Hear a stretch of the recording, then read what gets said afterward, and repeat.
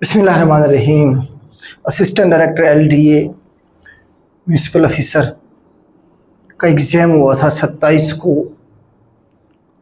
One paper था ये MCQs type 100 marks का।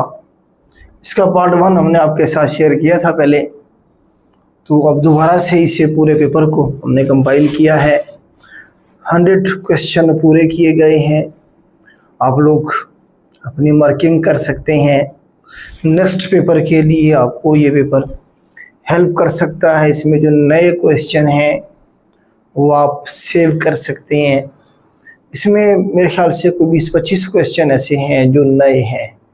बाकी तकरीबन रिपीटेड सवाल थे 70-75, और इसका जो है ना मेरिट तो 40 पे ही होगा, क्योंकि इसका आगे चल के SC का पेपर होना है। 40 से ज़्यादा जिसके भी नंबर आए हैं सारे शॉर्ट लिस्ट होंगे, सारे लोग SC का पेपर दे सकेंगे। और उसके बाद फिर नेक्स्ट जो इंटरव्यू है उसमें कम से कम 50% जिसके नंबर होंगे उन्हें शॉर्ट लिस्ट किया जाएगा। तो नेक्स्ट जो पेपर है उसकी तैयारी करें। महीना एक मिल जाएगा आपको, तकरीबन 1 महीना इसके SC के लिए। पेपर हम डिस्कस कर लेते हैं।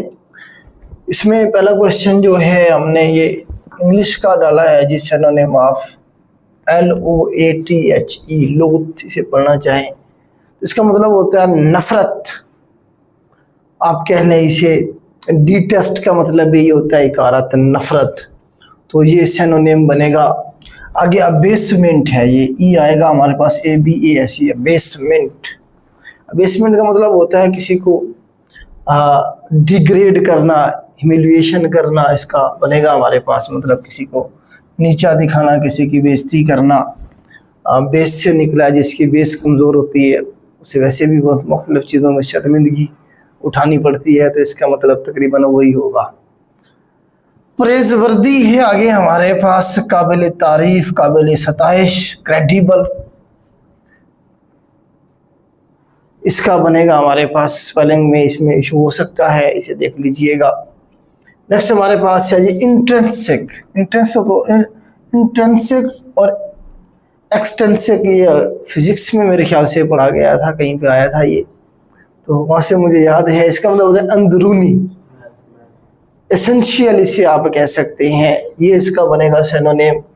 इसी तरह से डू नॉट स्लीप है हमारे पास, पैसिव वॉइस से बनाना था हमने, you are instructed not to sleep.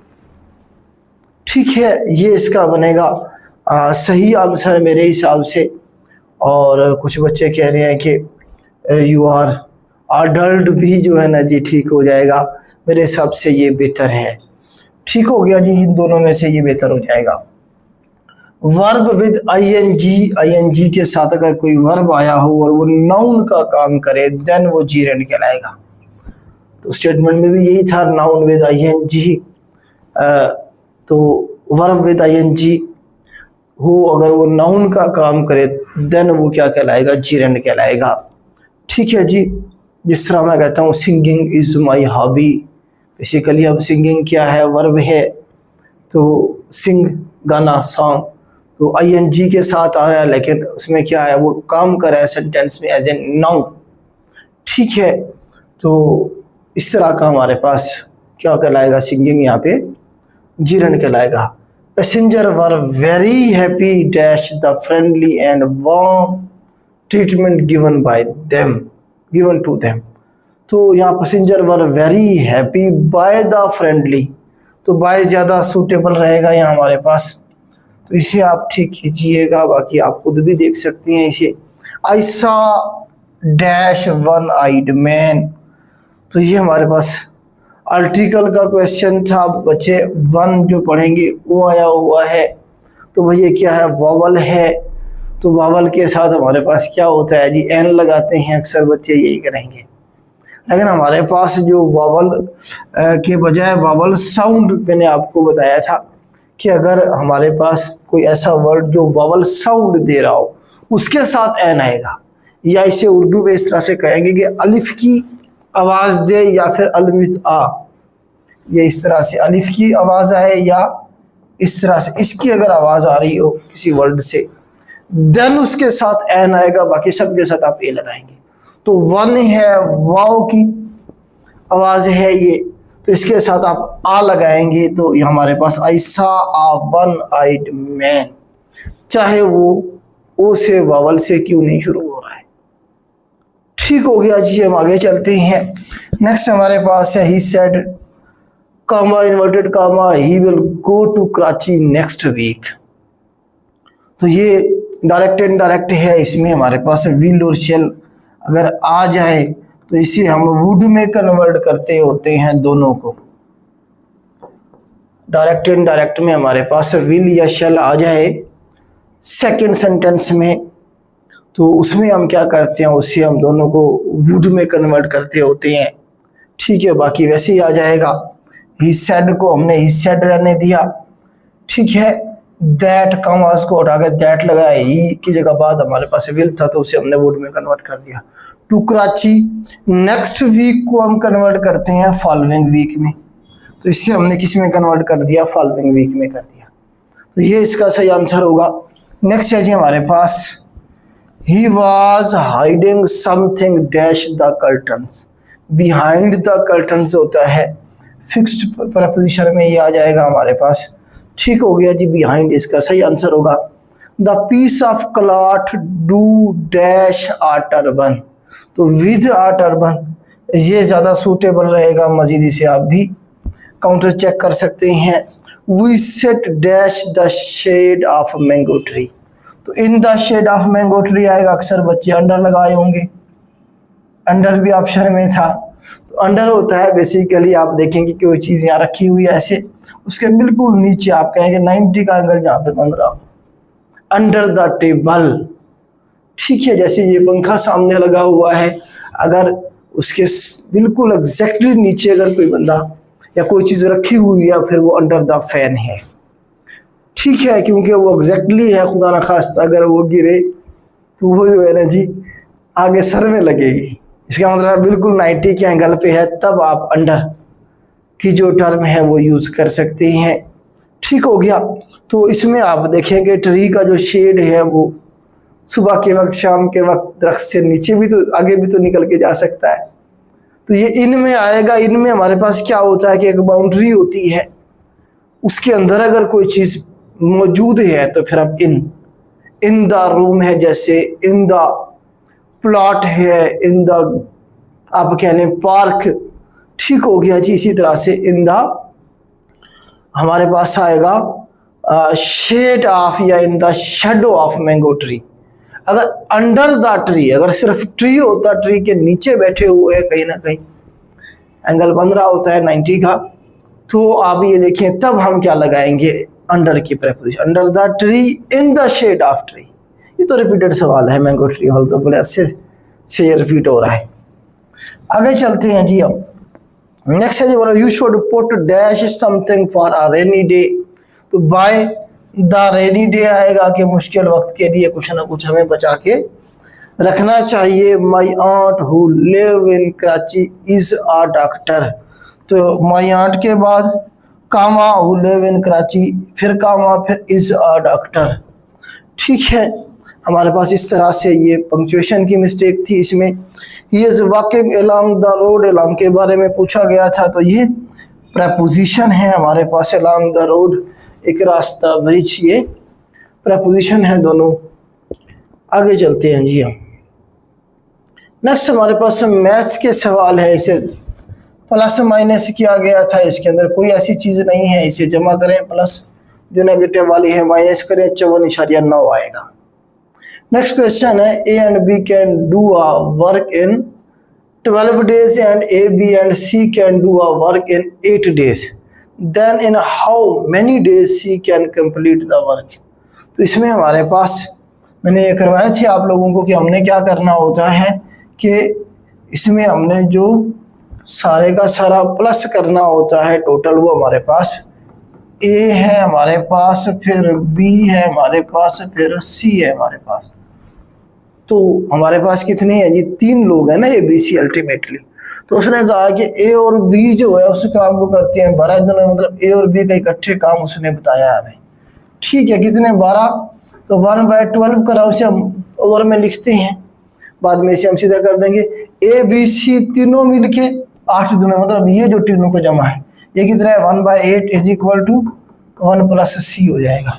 In how many days C can complete, C का वर्क निकालना है हमने, तो 1/c is equal to 1/8 minus 1/12 आ जाएगा। इसका एलसीएम लेंगे हम तो क्या आएगा जी 8 का और 12 का एलसीएम क्या आएगा 4 × 2 8 4 × 3 12, तो 4 × 2 8 8 × 3 24, 24 एलसीएम आएगा जी 24।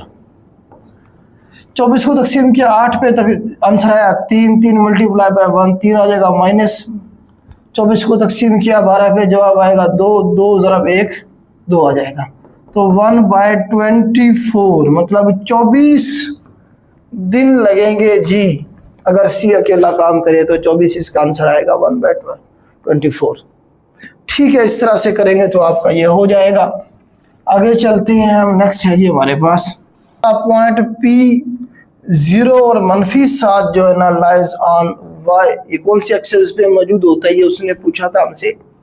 तो पॉइंट हमारे पास जो P है, देखें इसमें हमारे पास जो पॉइंट है उसके जो हमारे पास पहले x होता है और दूसरा y होता है। x कितना है हमारे पास 0 है, y कितना है -7 है। अगर इसके आप कोऑर्डिनेट बनाएं तो इस तरह से बनाएंगे, ये हमारे पास x है और ये -x हो जाएगा, ये y है और ये -y हो जाएगा। ठीक है, अब x तो है 0 मतलब है कि वो यहाँ पे मौजूद है x के ऊपर, और y कितना है -7, तो -7 या नीचे की तरफ -7 यहाँ बनेगा, तो मतलब y एक्सिस पे मौजूद होगा, प्लस माइनस होगा तो भी कोई मसला नहीं है, प्लस होगा तो ऊपर चला जाएगा y पे। हमारे पास x 0 है, उसने खुद बताया हुआ है कोऑर्डिनेट में, y हमारे पास क्या है -7 है, तो y के ऊपर ये एग्जिस्ट करेगा, लाई करेगा।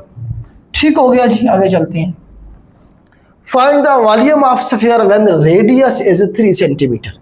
तो रेडियस से पूछा गया हमारे पास स्फीयर का रेडियस का फार्मूला होता है हमारे पास 4/3 पाई r की क्यूब। 4/3 पाई का पाई रहने देते हैं क्योंकि जवाब के अंदर पाई मौजूद है हमारे पास। r की 3, r की क्या है हमारे पास 3 × 3 × 3 कर दिया, r की क्यूब है ना मतलब 3 दफा, तो इस 3 के साथ ये 3 चला गया, 4 × 3 12 12 × 3 36, तो 36 पाई हमारे पास आंसर आ जाएगा, 36 पाई हमारे पास आंसर आ जाएगा। तो इस तरह से आप इसे कर लेंगे। आगे हमारे पास वॉल्यूम ऑफ सिलेंडर के हवाले से कि find the volume of cylinder having height 10 centimetre and radius 4 centimetre. तो हमारे पास हमने क्या करना है, जिसमें वॉल्यूम निकालना है, तो इसमें हमारे पास जो सिलेंडर का वॉल्यूम है तो इसका हमारे पास पाई r² h, ये फार्मूला होगा सिलेंडर के वॉल्यूम का। पाई हमारे पास कितनी है जी, उसने खुद बताया हुआ था सवाल में 3.14 है, अगर ना हो तब भी आप ये लिखेंगे, पाई की वैल्यू यही रहेगी। r कितना है जी हमारे पास, रेडियस कितना है हमारे पास 4 है, इसका स्क्वायर हो जाएगा हमारे पास। आगे हमारे पास h कितना है जी 10 है, तो ये आ जाएगा हमारे पास 3.14 × 4 × 4 16 × 10, इसे आप मल्टीप्लाई करेंगे तो 502.4 आपका आंसर आएगा। ठीक हो गया जी, आगे चलते हैं। नेक्स्ट है जी हमारे पास 2 पॉइंट है P wow 0 and 0 wow P and the difference is 8। ठीक है, डिस्टेंस था या डिफरेंस था ये देखिएगा। What is value of P, तो P की वैल्यू बतानी थी हमने, तो हमारे पास जो डिफरेंस है, जो डिस्टेंस का फार्मूला है, डिस्टेंस फार्मूले में वो होता है हमारे पास x2 - x1 का स्क्वायर प्लस y2 - y1 का स्क्वायर, इस सारे का हमारे पास अंडर रूट हो जाएगा। ठीक है, अब x2 क्या है हमारे पास, देखें जरा, ये हमारे पास x1 है, ये x2 है, ये y1 है, ये y2 है। तो x2 है पहले 0 है हमारे पास, 0 - x1 कितना है हमारे पास, ये P है उसने बताया हुआ है, इसका स्क्वायर प्लस y2 कौन सा है जी हमारे पास, ये P है, P - 0 का स्क्वायर, इस सारे का अंडर रूट, तो P² plus P² under root is equal to 2 × 2, ये हमारे पास एक P और एक P है, 2P हो जाएगा, 2P² अंडर रूट, ये हमारे पास आ गया यहाँ तक। अब जो D है वो उसने खुद बताया हुआ कितना है जी हमारे पास, सवाल में किधर गया क्वेश्चन, 8 बताया हुआ है उसने, तो ये हमारे पास यहाँ क्या आ जाएगा, डी की जगह पे 8, इधर भी 8 आ जाएगा। तो ये इसे मैं यहाँ सिंपलीफाई अगेन करता हूँ कि 8 बराबर है किसके, 2p का स्क्वायर।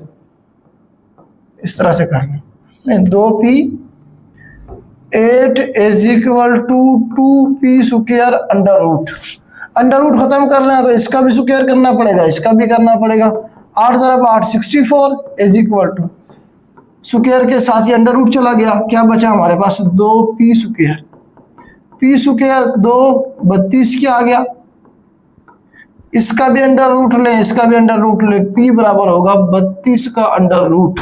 ये जवाब था हमारा, ये हमारा क्या होगा जी, आंसर हो जाएगा। तो इसमें जस्ट आपने वैल्यूज पुट करना था और कुछ भी नहीं था। इस तरह से करेंगे तो इंशाल्लाह हो जाएगा।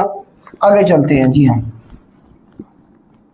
नेक्स्ट हमारे पास है जी, अच्छा ये क्वेश्चन था, अब इसमें थोड़ा सा एक टेक्निकल पॉइंट है, वो समझिएगा। 4 की पावर है -7 मल्टीप्लाई बाय 4 की पावर है x इज इक्वल टू 1। अब ये पावर में है तो हमें इसे भी पावर में करना पड़ेगा। तो n की पावर 0 हमेशा 1 के बराबर होती है, मतलब 2 की पावर अगर 0 हो वो बराबर होगी 1 के, 4 की पावर 0 हो वो बराबर होगी 1 के। हमने क्या करना है, इस 1 की जगह पे क्या करना है, क्योंकि इनकी जो हमारे पास ये इनकी बेस हमने ठीक बराबर रखनी है, तो 4 की पावर 0 लिख सकता हूँ मैं 1 की जगह पे। जब बेस हमारे पास सेम होगी तो पावर भी क्या होंगी, इक्वल होंगी एक दूसरे के, क्योंकि ये इक्वल है। तो -7 पावर प्लस हो जाएंगे जमा x इज इक्वल टू हमारे पास 0 हो जाएगा। इनकी जो पावर है ये लेंगे हम, मल्टीप्लाई हो रहा है तो पावर क्या हो जाएंगे, प्लस हो जाएंगे। ठीक है, अब ये x यही रह जाएगा, मनफी का 7 उधर जाकर जमा का 7 हो जाएगा, तो x की वैल्यू क्या आएगी हमारे पास, 7 नहीं आएगी। ठीक है, इसमें से आपने थोड़ा सा इस तरह से इसे करना था। ओके आगे चले, बस मैथ के यही क्वेश्चन थे। इसमें अब आगे हमारे पास क्वेश्चन है जी, वाईफाई के बारे में पूछा हुआ है। वायरलेस फिडेलिटी बनेगा हमारे पास ये, which key is used to start a slide show from beginning। ये मैंने करवाया था करंट स्लाइड से भी और बिगिनिंग से भी, उसके लिए शॉर्टकट की जो है F5। अगेन स्लाइड शो का पूछा हुआ था, F5 तो बार था, मतलब जवाब स्टेटमेंट में डिफरेंस था थोड़ा सा।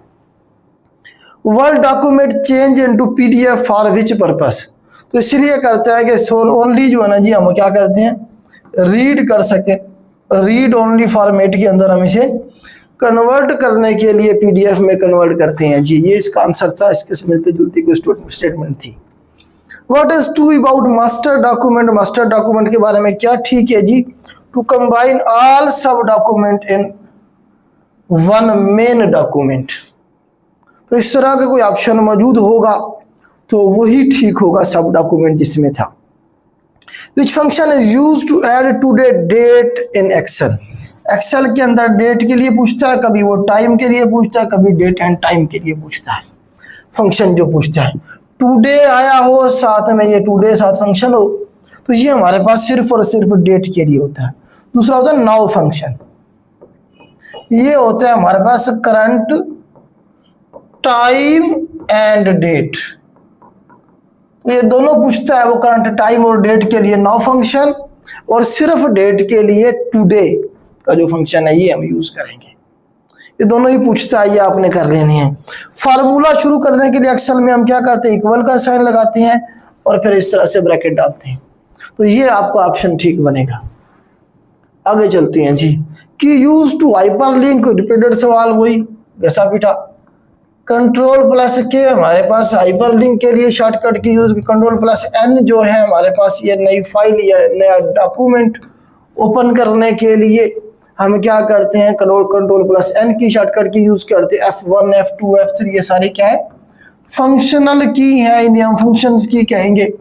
फंक्शन की वो की होते हैं जिन्हें एक स्पेसिफिक फंक्शन या टास्क जो है असाइन किया जाता है, बस वो वही करती हैं। F1 के बारे में पूछा गया था, हेल्प के लिए यूज होती हैं ये। शॉर्टकट की use to start a new line in Excel. Excel में और वर्ड में डिफरेंस है। एक्सेल में अगर आपने नई लाइन शुरू करनी है या लाइन ब्रेक करनी है तो Alt प्लस इंटर की हम शॉर्टकट की यूज करेंगे इसमें, ठीक है। Alt प्लस इंटर की हम शॉर्टकट की यूज करेंगे। और अगर हमने वर्ल्ड में करना है तो शिफ्ट प्लस इंटर की करेंगे हम। सिर्फ इंटर की जो यूज करते हैं वर्ल्ड में वो पैराग्राफ शुरू करने के लिए, नया पैराग्राफ जो शुरू करना होता है उसके लिए हम यूज करते हैं। अंत से ये शॉर्टकट की के ऊपर मैंने लेक्चर दिया हुआ है आप लोगों को, जो हमारे स्टूडेंट्स हैं उन्हें तो हमने ये करवाई हुए हैं तकरीबन, ये में से कोई सवाल ऐसा नहीं है जो मैंने ना करवाया हो। Dash option can be used for creating new presentation by already available color and graphics in all slide themes। आप मोबाइल में भी थीम अप्लाई करते हैं तो उसमें क्या होता है जी, वो जो मतलब है कि हमारे पास एक ही जो डिजाइन है वो सारी स्लाइडों को क्या कर दिया, अप्लाई कर दिया जाता है। कलर कह लें उसमें या ग्राफिक्स कह लें, थीम इसका आंसर होगा। Which feature is use to add motion object in animation है अगेन। तो एनिमेशन हमारे पास क्या होता है जी, हमने जो टेक्स्ट है उसकी मूवमेंट दिखाने के लिए हम क्या करते हैं, एनिमेशन करते हैं पावर पॉइंट के अंदर। जबकि ट्रांजिशन में हम स्लाइड की मूवमेंट, स्लाइड ने कैसे आना है कैसे जाना है वापस, तो वो जो है ना हमारे पास ट्रांजिशन होता है। एनिमेशन में हम क्या करते हैं, ये जो हमारे पास वर्ल्ड है इनकी मूवमेंट जो है वो दिखाते हैं हम इनकी हरकत को। फाइल एक्सटेंशन एक्सेल के लिए x.xlsx हमारे पास बनेगी 2007 के बाद वर्जन में यही आई है। Which tab is used to insert citation and bibliography reference। Basically citation या बिब्लियोग्राफी क्या होती है, आपने कोई किताब लिखी है, कोई पैराग्राफ लिखा है, कुछ भी लिखा है, उसमें आप जो हवाला देते हैं, रेफरेंस देते हैं जी फलां बुक से, फलां जगह से, फलां राइटर, वो सारा हमारे पास ये साइटेशन कहलाती है। बिब्लियोग्राफी में भी आप किताब का हवाला दे रहे होते हैं साथ साथ, ठीक है जी। नेक्स्ट है जी हमारे पास server of computer used to share data and spaces. क्या मेरे ख्याल से एग्जैक्ट स्टेटमेंट ये नहीं थी, कुछ और थी। तो बारकाफ इसका जो आंसर है वो नेटवर्क हमारे पास जो है जी हमें मिला है। मजीद इस क्वेश्चन को आप भी सर्च कर सकते हैं। स्टेट का मतलब क्या होता है जी, स्टेट का मतलब होता है फेडरल गवर्नमेंट, प्रोविंशियल गवर्नमेंट और पार्लियामेंट। ऑल ऑफ दिस इसका आंसर बनेगा। लार्जेस्ट एक्सपोर्ट पाकिस्तान की टेक्सटाइल है। पिछले दिन में यही भी सवाल पूछा हुआ था, पाकिस्तान का जो है ना सबसे बड़ा जो एक्सपोर्टर है वो कौन सा कंट्री किसे एक्सपोर्ट करता है, largest export partner of Pakistan, तो वो यूएसए है। हम टेक्सटाइल के जो चीज़ें हैं वो बेचते हैं मैक्सिमम यूएसए को। Pakistan perform 5 nuclear atomic bomb test on which date 28 May 1998 को हमने 5 किए थे, फिर 30 मई को हमने एक और किया था, टोटल 6 हो गए थे। हु वाज द फर्स्ट अमीर ऑफ हज, अबू बकर सदीक साहब को 300 सहाबा किराम के साथ जो है ना भेजा गया था अमीर हज बना के, क्योंकि नबी पाक जो थे वो मौजूद थे मदीना में, आमुल वफूद था, वफादार थे दूर दूर से। तो फिर हज़रत अबू बकर सदीक रज़ियल्लाहु ताला अन्हु को भेजा गया था, 300 सहाबा किराम थे वो गए थे और उन्हें हज करवा के लाके आए थे। पहला हज मतलब था, नबी पाक ने अपनी ज़िंदगी में एक ही हज किया था, वो 10 हिजरी को। Who was the first, चाहिए तो हो गया है। केबल बीच के बारे में पूछा हुआ है, ऑस्ट्रेलिया की है ये, जो कि वेस्टर्न साइड के ऊपर, वेस्टर्न ऑस्ट्रेलिया जो इनकी रियासत है, स्टेट है, उसके अंदर मौजूद है। नेक्स्ट है सांगढ़ डिस्ट्रिक्ट हुर मुजाहिदीन के लिए मशहूर है। पीर पगाड़ा अगर आप देखें तो इनके जो बाबा व अजदाद थे अंग्रेज़ों के खिलाफ लड़े थे, पूरा हथियार उठा के ये जो है ना हुर मुजाहिदीन वहीं से मशहूर हुए थे ये, ठीक है। इसीलिए आज भी सिंध के अंदर या अंदरून सिंध में या आप देखें कि ये जो सांगढ़ और उसके बाकी एरियाज हैं वहाँ पीर पगाड़ो साहब जो हैं उनकी बड़ी रिस्पेक्ट है, उनका सिक्का चलता है वहाँ, ऐसे समझ लें आप। लार्जेस्ट एथनिक ग्रुप अफगानिस्तान के अंदर जो है वो पश्तून्स मौजूद हैं। विच जनरल रिफ्यूज ऑर्डर कायद आज़म कश्मीर के ऊपर जनरल डगलस ग्रेसी था, जिसने इनकार कर दिया था जब इंडिया ने हमला किया कश्मीर के ऊपर। तो उस वक्त जो है ना जी जिन्ना साहब ने भी कहा कि जी आप अपनी आर्मी लेके चलें वहाँ जाके कश्मीरियों को सेव करें, तो उसने इनकार कर दिया। उसने कहा जी नहीं जी मैं नहीं आपकी बात मानता। तो इस तरह के मामला हुए, ये हमारी हिस्ट्री है बेटा। Which Indian professor state that India is illegally occupied Kashmir, India ने गलत तरीके से कश्मीर को ऑक्युपाई किया हुआ है। कौन सा वो इंडियन प्रोफेसर है जिसने ये कहा है? ये तो नवीदिता मेमन साहब हैं जी जिन्होंने कहा था ये। पाकिस्तान कल्चर जो है क्या कलेक्टिव है हमारा, ये बहुत सारे ग्रुप्स हैं, बहुत सारी कास्ट हैं, बहुत सारे आप देखें कि आपके ट्राइब्स हैं पाकिस्तान में, पश्तून हैं, बलोच हैं, इवन पंजाब में देखें तो हमारे पास यहाँ जो है ना जट बिरादरी एक बड़ी बिरादरी है, इसी तरह से राजपूत बिरादरी है, इसी तरह से बलोच हैं और भी बड़ी कास्ट हैं। तो बेसिकली इस तरह से कलेक्टिव जो है ना जी, हम एक मुल्क में रह रहे हैं, सारा मतलब है कि बेसिकली तो इस तरह का डाइवर्स है हमारा, मतलब है आप कह लें कि कल्चर जो है। During the partition it was propose that partition of Pakistan is military asset, Pakistan के जो मिलिट्री एसेट जो है इस तरह से तकसीम किए गए थे, ये इसमें बेसिकली स्टेटमेंट में कहा गया है। तो 36% पाकिस्तान के हिस्से में आए थे, 64% इंडिया के हिस्से में आए थे। यासिर अरफात ने जो है ना जी अल फतेह को कब बनाया था, तो 1958 का आंसर किसी हद तक ठीक हो सकता है, लेकिन मैं इसके बारे में श्योर नहीं हूँ क्योंकि इसका जो एग्जैक्ट साल है वो 1959 का साल है। तो 1962 भी इसका ठीक हो सकता है। क्यों? क्योंकि 1962 में बुनियाद तो इसकी 1959 में रख दी गई थी, 1962 में कुवैत में फिर मीटिंग हुई और वहाँ जो इनका मेन एजेंडा था वो इन्होंने लॉन्च किया कि जी हम रेजिस्टेंस करेंगे इजराइल के खिलाफ। तो बहुत सारे रेफरेंस में 1962 भी मिल रहा है कि जो है ना जी वहाँ से जो इन्होंने प्रॉपर इनकी ऑर्गेनाइजेशन बनी थी, उन्होंने रेजिस्टेंस शुरू की थी। लेकिन एक्चुअली जो है इनकी जो वेबसाइट है उनके ऊपर 1959 मौजूद है, कुछ रेफरेंस में 1958 भी मौजूद है। मेरा जो वोट है इसमें 1962 के लिए है, ठीक है, क्योंकि 1959 तो था ही नहीं ऑप्शन में। तो बाकी आप खुद फैसला कर सकते हैं।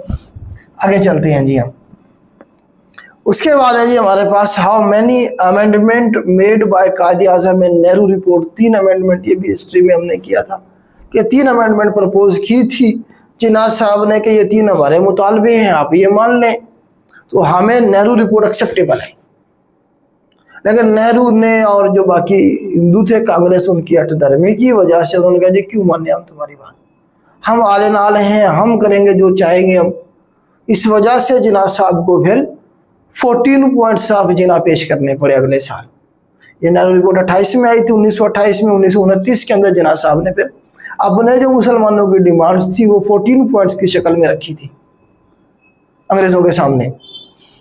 नेक्स्ट हमारे पास ये राफसारों के बारे में पूछा गया है। तो ये आमुल हुज़न जिसे हम कहते हैं उर्दू में, गम का साल जिसमें नबी पाक सल्लल्लाहु अलैहि वसल्लम की जो बिलव्ड वाइफ थी हज़रत खतीजा वो फौत हो जाती हैं। इसी तरह से आपके जो चचा थे हज़रत अबू तालिब साहब जो थे वो भी इस दुनिया से चले जाते हैं।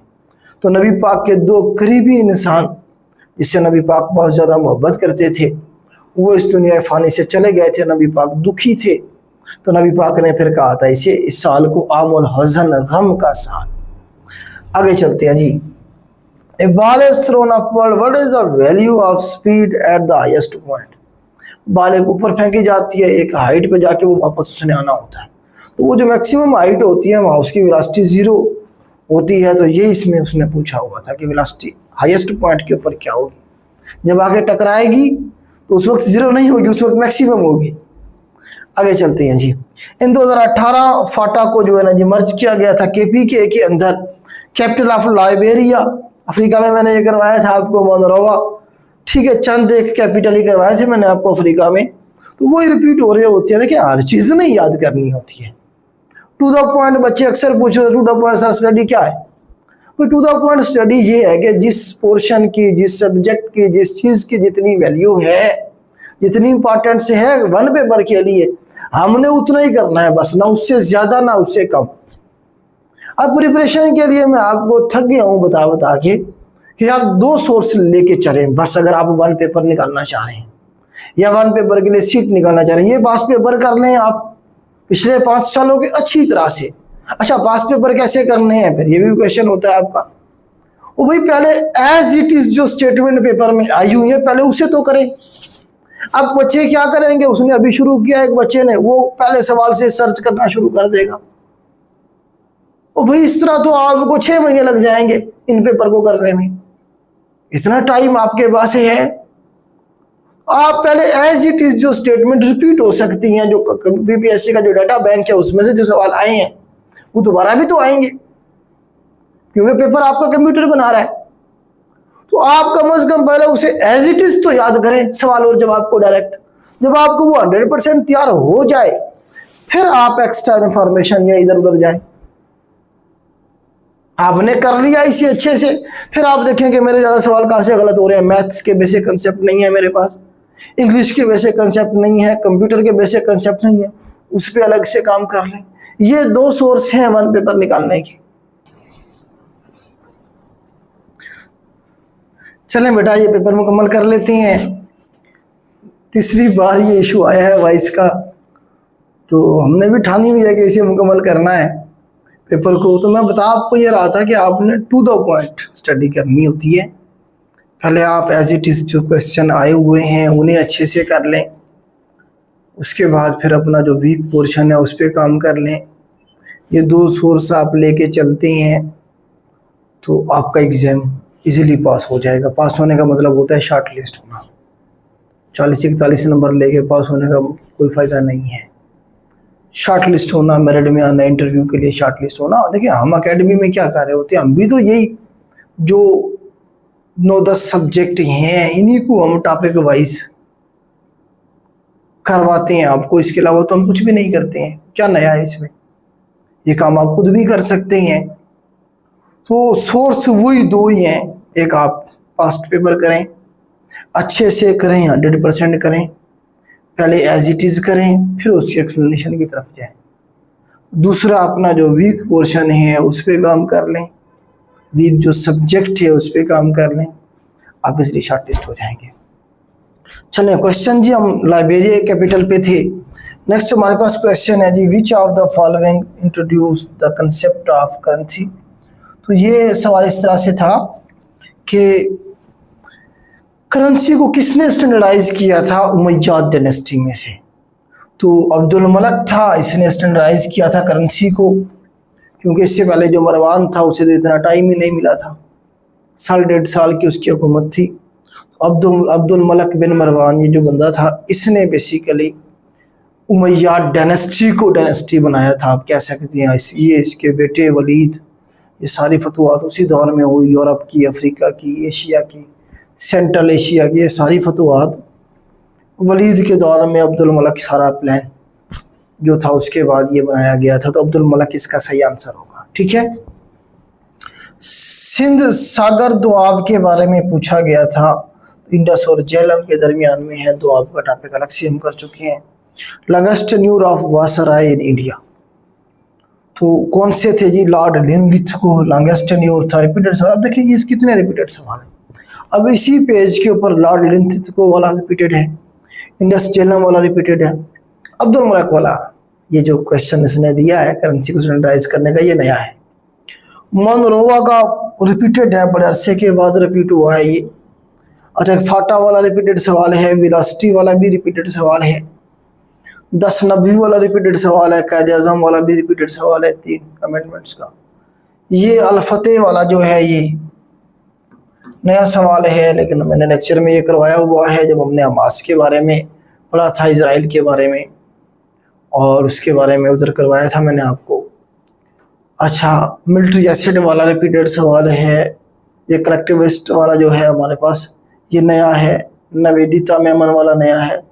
जनरल डगलस ग्रेसी वाला पुराना रिपीटेड सवाल है। मुजाहिदीन वाला नया है। पश्तून वाला भी क्वेश्चन नया है। कितने सारे रिपीटेड सवाल हैं आपके एक ही पेज पे। आगे चलते हैं तो और देखते हैं। फर्स्ट कलून शिप अगेन रिपीटेड सवाल, डोली था। इसका नाम when atmospheric pressure decreases which thing happens. जब एटमॉस्फेरिक प्रेशर डिक्रीज होता है तो देन वाइंड वाला जो है, आंधियाँ वगैरह आती हैं। आपको पता है अक्सर जो गर्मियाँ जब होती हैं उसमें आंधी आने से पहले बिल्कुल ऐसे जो है ना जी एक फुल गर्मी हो जाती है, मतलब बिल्कुल भी हवा स्टक सी होकर रह जाती है। उसके बाद फिर वो इंडिकेशन होती है कि कहीं ना कहीं जो है ना जी आंधी या कोई बारिश आने वाली है। ठीक है, तो वाइंड जो है इसका बेहतर ऑप्शन है। मेरा जो वोट है वो वाइंड के लिए है। बहुत सारे बच्चे कुछ और कह रहे हैं।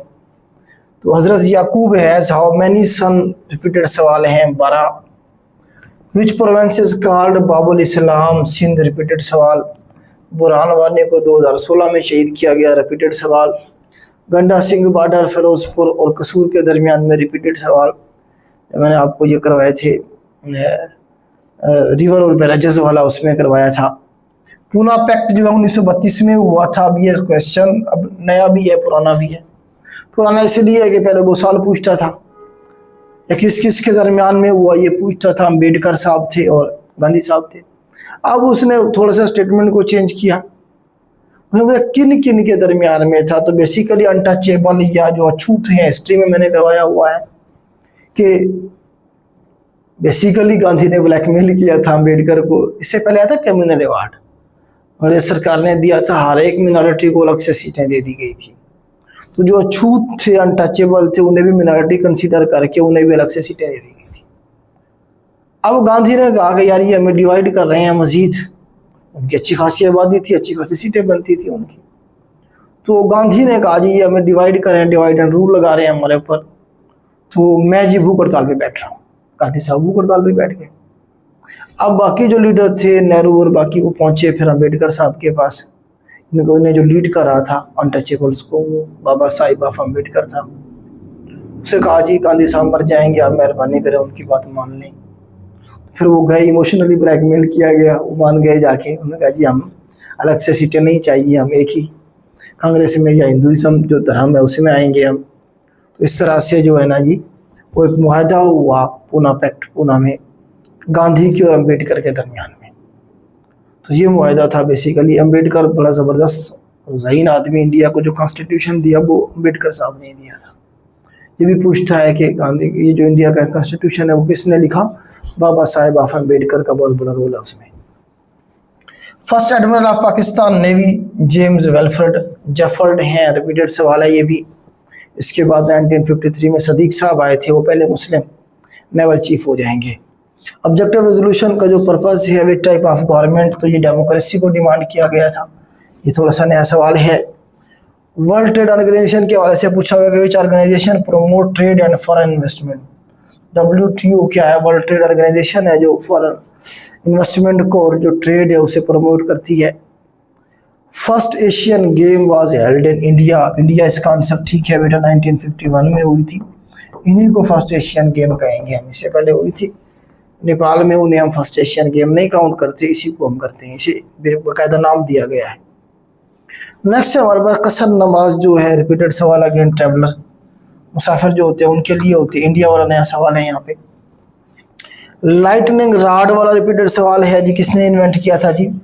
बेंजामिन फ्रैंकलिन ने किया था। Generator convert which energy into electric energy, mechanical energy को कन्वर्ट करता है, रिपीटेड सवाल है। सन यात सन का पूछा गया, ये भी रिपीटेड सवाल है लेकिन स्टेटमेंट चेंज थी। सन यात सन बेसिकली चाइना के जो रेवोल्यूशन जो चल रहा था, माओजेतुंग जो रेवोल्यूशन लेके आया 49 में, ये उसके साथ था। ये पहला प्रेसिडेंट बना था चाइना का। पहले सवाल आया है, पहले सवाल इस तरह से आया कि प्रेसिडेंट जो है चाइना का पहला प्रेसिडेंट कौन था, तो सन यात सन था। अब उसने कहा जी फाउंडिंग फादर कौन सी नेशन का है, तो चाइनीज नेशन का है। सवाल वही है, सिर्फ स्टेटमेंट को उसने चेंज किया हुआ था थोड़ा सा। वर्धा स्कीम एजुकेशन के हवाले से थी, 1937 में डॉक्टर जाकिर हुसैन ने दी थी ये। उसके बाद हमारे पास नेक्स्ट जो है, salivary gland produce which enzyme. तो इसमें ऑप्शन में देखिएगा, पोटाइलियन था तो ठीक है, अमाइलेज भी से हम कहेंगे, तो अमाइलेज का ऑप्शन भी ठीक होगा। अगर ये ऑप्शन था तो ये भी ठीक होगा। Mixture of hydrogen, methane and carbon, coal gas के में आएंगी ये सारे की सारी gas. What is the name of PIA hotel, ये भी रिपीटेड सवाल है। रोजवेल होटल है इसमें हमारे पास, ये रिपीटेड है हमारे पास। कोल गैस वाला भी रिपीटेड है। नेक्स्ट है जी, फॉल्स सीलिंग है use for insulating the ceiling. जो सीलिंग करते हैं मैक्सिमम बच्चे समझते हैं कि शायद ये जो है ना जी कोई डेकोरेशन पर्पज़ के लिए की जा रही है। डेकोरेशन हम कर रहे होते हैं डेकोरेशन पर्पज़ के लिए, लेकिन असल जो मकसद है इसका शुरू में या अब की गई थी, ये इंसुलेशन के लिए, गर्मी ना आए, हीट ना आए अंदर, या सर्दी ना आए, इसका बेसिक पर्पज़ वही होता है। ठीक है, इंसुलेशन इसका आंसर आ जाएगा। Which of the following happen in Pakistan in April 2025। ये सवाल स्टेटमेंट मुझे याद नहीं है किस तरह से थी, तो इसके ऑप्शन में इंक्रीज इन रेमिटेंस, ठीक है, हुआ है। इम्प्लीमेंटेशन ऑफ IMF प्लान, ये भी हुआ है। रिडक्शन इन फिस्कल डेफिसिट, ये भी हुआ है। ऑल ऑफ दिस इसका फिर सही होगा अगर ये सवाल इसी तरह से था। तो किसी एक चीज़ को किसी दूसरी चीज़ पर किसी सिफत की वजह से बरतरी देना, या मतलब है कि उसे रिजेंबल करना, क्या कहते हैं, तशबीह कहलाता है।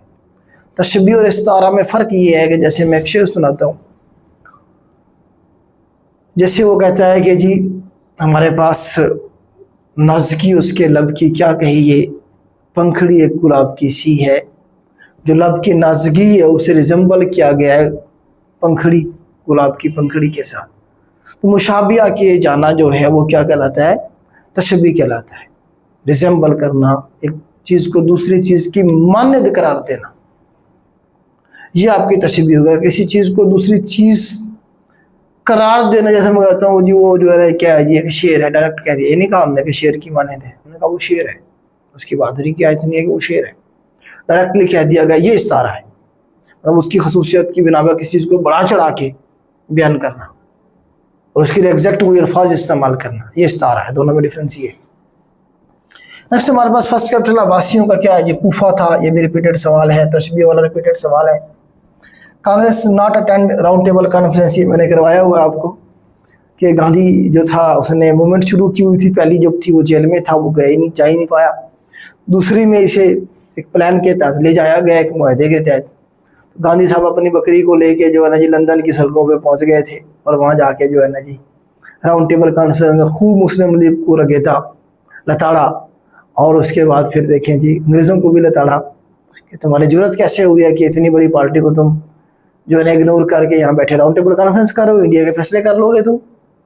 इस तरह से करके फिर बाइकाट करके आ गया था। तीसरी में भी नहीं गए थे, तो पहली और तीसरी में नहीं गए थे। पहली में जेल में थे, तीसरे का बाइकाट किया था पहली में, दूसरी में ये गए थे। ठीक है, कांग्रेस का कहे या गांधी का कहे की बात है। उसके बाद जी हमारे पास बुक थी जी खुदा की बस्ती, शौकत सिद्दीकी की। इसका पूछा गया था ये कितने चैप्टर इसमें थे, तो 11 चैप्टर का आंसर जो है ना जी हमारी टीम ने ये ठीक करके लगाया है। मैं इसे काउंटर चेक नहीं कर पाया, तो आप लोग इसे चेक कीजिएगा। The inner most position of a file जो है वो क्या है जी, ये सवाल बना हुआ था जी। सी है, सी के अंदर जाएंगे माई डॉक्यूमेंट, फिर सिटी, फिर मार्केट, फिर कंप्यूटर। मिसाल के तौर पर एक फाइल है जिसका नाम कंप्यूटर है, आपने वो सेव की हुई है, उसका एड्रेस अगर ये है तो इसका मतलब ये है कि आप सी जो हमारे पास ड्राइव है उसमें जाएंगे, अंदर माई डॉक्यूमेंट का फोल्डर होगा, उसमें क्लिक करेंगे, अंदर सिटी का होगा फोल्डर, उस पर क्लिक करेंगे, फिर आप मार्केट का फोल्डर होगा, उस पर क्लिक करेंगे, फिर कहीं जाके कंप्यूटर आपको मिलेगा। फाइल जो थी उसका नाम क्या था जी, कंप्यूटर। डॉक्यूमेंट जो उसका नाम क्या, कंप्यूटर है। तो इनर जो बिल्कुल होगा हमारे पास आखिरी वाली वो कौन सी बनेगी, कंप्यूटर बनेगी। ठीक है, कंप्यूटर में एड्रेस इस तरह से जो है ना जी किसी फाइल का या डॉक्यूमेंट्स का इस तरह से लिखा होता है। नेक्स्ट है जी हमारे पास ट्रांजिशनल एडवोकेसी नेटवर्क जो है, इसके बारे में सवाल था, जिसमें कौन कौन सी चीज़ें ग्रुप जो है इन्वॉल्व होती हैं या लिमिट होते हैं। बेसिकली इसमें जो एक्टिविस्ट होते हैं डिफरेंट, इसमें जो है ना आप कह लें कि एक्टर्स को शामिल किया जाता है, NGOs को शामिल किया जाता है इसमें। तो जो आप कह लें कि कोई कैंपेन चलानी हो किसी अवेयरनेस के हवाले से या कुछ भी, फिर ये सारी जो हैं आप देखें कि एक्टिव जो ये मतलब कैंपेन चलाना किसी मकसद के लिए, किसी टारगेट के लिए, आप कह लें कि इसमें जो है ना सिविल जो आपकी सोसाइटीज़ हैं उन्हें शामिल किया जाता है। आगाही के हवाले से कोई मुहिम चलानी है, ठीक है, मिसाल के तौर पर कोरोना के बारे में या जो है ना क्या कैंसर के बारे में कोई आगाही मुहिम चलानी है, तो उसके लिए हम ट्रांजिशनल एडवोकेसी करते हैं। उसमें हम एक्टर्स को लेके आते हैं, अवेयरनेस दें हम ताकि लोगों को, उसमें NGOs को ले आते हैं मुख्तलिफ को। ठीक है, इमरान खान के दौर में सोशल मीडिया जो लोग चला रहे थे उन्हें बुलाया गया था, कोई भी अवेयरनेस जब आवाम को देनी होती थी। तो ये बेसिकली क्या होती है, ट्रांजिशनल एडवोकेसी होती है। इसमें नॉन स्टेट एक्टर और स्टेट एक्टर सारे मिलके एक ख़ास मकसद के लिए, ख़ास कैंपेन के लिए काम कर रहे होते हैं। हज़रत मोहम्मद पीस बी अपॉन ने मैरिड टू वुमेन 5 हिजरी, तो 5 हिजरी में नबी पाक सल्लल्लाहु अलैहि वसल्लम ने हज़रत ज़ैनब बिन्त जहश के साथ निकाह फरमाया था। नेक्स्ट है जी हमारे पास साइबर सिक्योरिटी जो है यूज़ की जाती है to deny access, unauthorize access जो होती है उसे डिनाई करने के लिए, मॉडिफिकेशन को डिनाई करने के लिए आपके डॉक्यूमेंट्स हैं उसमें कोई मॉडिफिकेशन ना कर दे, आपसे पूछे बगैर, आपको बताए बगैर। एक्सप्लॉयटेशन है, उसे रोकने के लिए, तो ऑल ऑफ दिस इसका सही आंसर बनेगा हमारे पास। ऑल ऑफ दिस बेटा इसका सही आंसर होगा। नेक्स्ट हमारे पास long China long march 5B launch on 29 April 2021 को। तो इस तरह के सवाल बेटा परेशान नहीं होना होता, ये करंट अफेयर का उसने सवाल डाला है। अब 21, 27 और जो है ना जी 29 और इस तरह से 31, ये कोई भी नहीं याद कर सकता। इसमें सब का जो है ना जी गलत हुआ होगा या उन लोगों का ठीक हुआ होगा, ये वाला क्वेश्चन जिनका तुक्का ठीक लगा है। इस तरह की डेट बहुत कम लोग याद कर सकते, हो ही नहीं सकती हैं। ठीक है, फिर अगर इस तरह की डेट्स को याद करने की कोशिश करेंगे तो इतनी सारी डेट्स हैं, कैसे सारे मिक्स हो जाएंगी। ठीक है, तो इस तरह के क्वेश्चन के लिए परेशान नहीं होना होता, बताने का मकसद ये है। अगर गलत हो रहा है तो सबका हो रहा है, किसी का ठीक हो गया तो गुड लक है उसकी।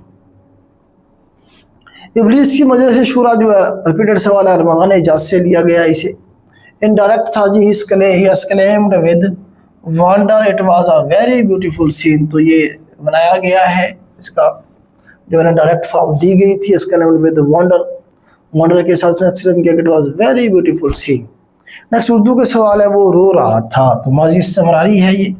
माजी इस्तिमरारी वो माजी होता है जिसमें कोई काम माजी में शुरू हुआ वो अभी तक हो रहा हो। शहर खाली कूचा खाली का जो मौजू है वो भाई इमराज से है, मुस्तसन हुसैन तारण ने ये कोरोना के बाद लिखा था।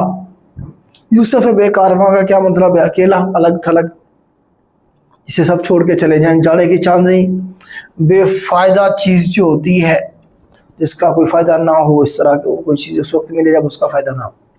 वो लफ्ज़ जो खुद तो किसी से ना बना हो मगर उससे आगे लफ्ज़ बन सके, तो मस्तर कहलाता है हमारे पास ये। ठीक है, गैर मतबूआ कलमी नुस्खों को क्या कहते हैं जी, उसे हम मखतूता कहते हैं जी। मखतूता इसका आंसर सही बनेगा हमारे पास।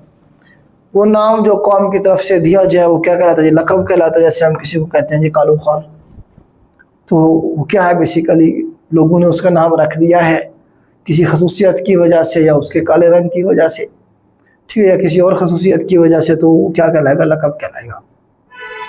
इन which option can you apply the same design to all slide in a power point.